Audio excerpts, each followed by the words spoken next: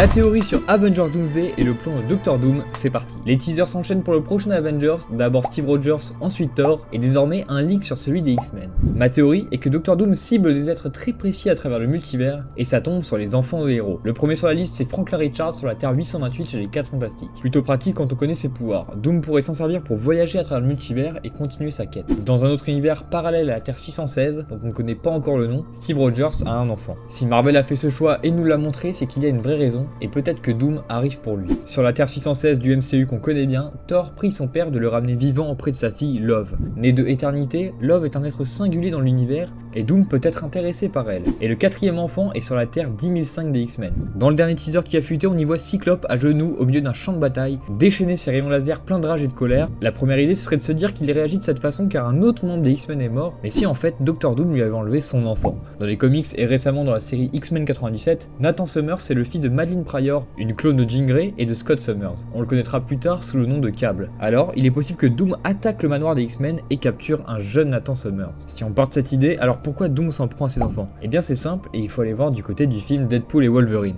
On nous introduit le concept d'être agglomérateur. C'est un être singulier, il y en a un par univers et il maintient la stabilité de la réalité par sa simple présence. S'il vient à disparaître, l'univers mourra et finira par être détruit. Il est possible que ces enfants soient les êtres agglomérateurs de leur univers respectif. Doom pourrait très bien déclencher la fin des univers sans trop forcer en capturant une seule personne par univers. Le compte à rebours à la fin de chaque teaser nous ferait comprendre que c'est une question de temps avant la destruction des univers qui auraient perdu chacun leur être agglomérateur. Si le marketing d'Avengers Doomsday met l'accent sur les enfants, c'est qu'il y a bien une raison. Dis-moi ce que tu penses de cette idée et donne ta théorie aussi. Allez, ciao!